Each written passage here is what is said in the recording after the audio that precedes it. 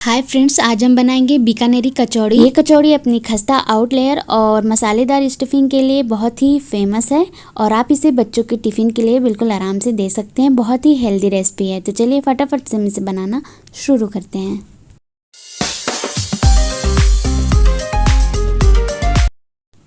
यहाँ पे मैंने 1 कप के करीब बिना छिलके वाले मूंग की दाल को आधा घंटे पहले भिगा के रख दिया था, जिससे कि ये अच्छे से फूल गई है। इसमें मैंने गर्म पानी डाला था, जिससे कि ये आधे घंटे में बिल्कुल अच्छे से फूल गई है। अब हम इसका पानी निकाल लेते हैं। 2-3 पानी से धो लेंगे और कुछ इस तरह से इसके पानी को बिल्कुल अलग कर लेंगे। अब इस दाल को हम मिक्सर ग्राइंडर में डालेंगे और इसे दरदरा ग्राइंड करेंगे। ये एक इम्पॉर्टेंट स्टेप है। आपको इसे बिल्कुल पेस्ट नहीं बनाना है, नहीं तो जब आप इसे भूनेंगे तो ये बिल्कुल चिपक जाएगी कढ़ाई में।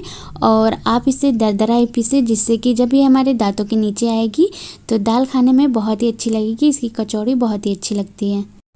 अब हम इसे भूनना स्टार्ट करते हैं। तो यहाँ पे मैंने एक पैन लिया है और इसमें 2 से 3 छोटे चम्मच तेल को ऐड कर देंगे। बड़े वाले चम्मच से बात करें तो 1 चम्मच तेल को डालें और इसे अच्छे से गर्म होने दें। जैसे ही तेल अच्छे से गर्म होता है, हम इसमें एक मीडियम साइज की बारीक कटी हुई प्याज और 5 से 6 पीस बारीक कटी हुई हरी मिर्च को ऐड करेंगे और इसे ट्रांसपेरेंट होने तक अच्छे से कुक करते हैं। और ये देखिए, जैसे ही प्याज में ऐसा कलर आ जाता है, लाइट ब्राउन कलर है यहाँ पे, वैसे ही हम दरदरा ग्राइंड किए थे जो दाल, उसे इस मिक्सचर में ऐड कर देंगे। फ्रेंड्स, एक बार आप इसे ट्राई ज़रूर करिएगा। दाल को दरदरा पीसें और इसी मेथड से आप इसे भून लें और फिर आप बताइएगा कि ये आपको कैसा लगा। और एक बात गाइस, अगर आप मेरे चैनल पे पहली बार आए हैं तो फटाफट से सब्सक्राइब कर लें और साथ में बेल आइकन को प्रेस कर लीजिएगा, जिससे कि मेरे लेटेस्ट वीडियो की नोटिफिकेशन सबसे पहले आप तक पहुंचेगी और आप मेरी वीडियो सबसे पहले वॉच कर सकेंगे। अब हम इसमें डालेंगे आधी छोटी चम्मच काली मिर्च का पाउडर, टेस्ट के अकॉर्डिंग नमक, थोड़ी सी हल्दी पाउडर और थोड़ा सा जाएगा इसमें चाट मसाला पाउडर। इन सारी चीज़ों को डालकर बिल्कुल अच्छे से भून लें। दाल को पहले डालेंगे प्याज के साथ, उसे भुनेंगे। जैसे ही दाल भुन जाएगा, फिर हम ये सारे मसाले ऐड करके इसे भी इन दाल के साथ अच्छे से भून लेंगे। 5-10 मिनट में ही ये सारे प्रोसेस बिल्कुल अच्छे से हो जाएंगे। दाल भी हमारा अच्छे से भुन गया है। यहाँ पे मैंने इसे टोटल 15 मिनट तक अच्छे से कुक किया है और आप देख सकते हैं बिल्कुल अच्छी सी स्टफिंग बनके तैयार हो गई है और इसमें से बहुत ही अच्छी खुशबू आ रही है। और यहाँ पे आप देख सकते हैं कितनी अच्छी लग रही है देखने में। तो अब हम इसका डो तैयार करते हैं। तो यहाँ पे मैंने आधा मैदा और आधा आटा लिया है। इसमें नमक और थोड़ा सा तेल डालकर इन सारी चीज़ों को अच्छे से मिक्स कर दें और थोड़ी थोड़ी क्वांटिटी में पानी ऐड करते हुए हम इसका सेमी सॉफ्ट सा डो तैयार कर लेंगे। और यहाँ पे आप देख सकते हैं बहुत ही आसान सी रेसिपी है, फटाफट से बन जाती है। बच्चों के टिफ़िन के लिए भी बहुत ही हेल्दी है। आप इस रेसिपी को बच्चे के टिफ़िन के लिए बनाएं या फिर बड़ों के लिए बनाएं, यकीन माने ये सभी को बहुत ही पसंद आएगी।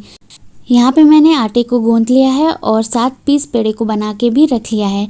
अब हम इसके ऊपर आटे को लगाएंगे और इसे अपने हाथों से फैलाते हुए इस तरह से बना लेंगे, जैसा कि स्क्रीन में दिखाया गया है। आप देख सकते हैं स्क्रीन में कुछ इस तरह से हाथों से फैलाएंगे और इसी के अंदर हमने जो स्टफिंग तैयार की थी उसे हम इसके अंदर फिल करेंगे। ये कुछ इस तरह से स्क्रीन में आप देख सकते हैं।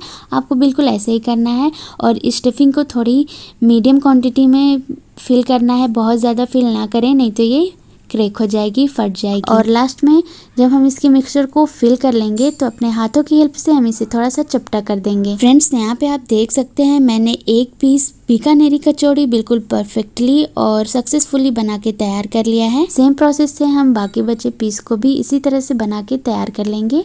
इसे रोल नहीं करना है, बस हाथों की हेल्प से थोड़ा सा चपटा कर लें। और स्क्रीन में जैसा दिखाया गया है कि आपको इसे कैसे फिल करना है, कितना फिल करना है, उसी तरह से आपको इसे फिल करते हुए अच्छे से तैयार कर लेना है।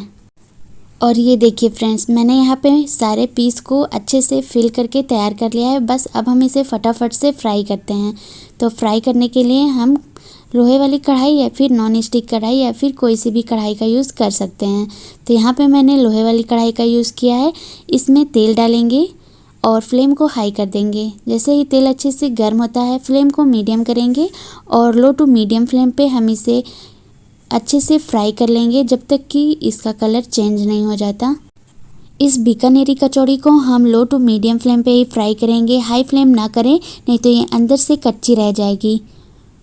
और आप देख सकते हैं यहाँ पे बिल्कुल अच्छा सा कलर आ गया है। तो बस अब हम इसे प्लेट में निकाल लेते हैं और मैं आपको एक पीस तोड़ के भी दिखाऊंगी। एकदम खस्ता अंदर से एकदम चटपटी बन के तैयार हो गई है।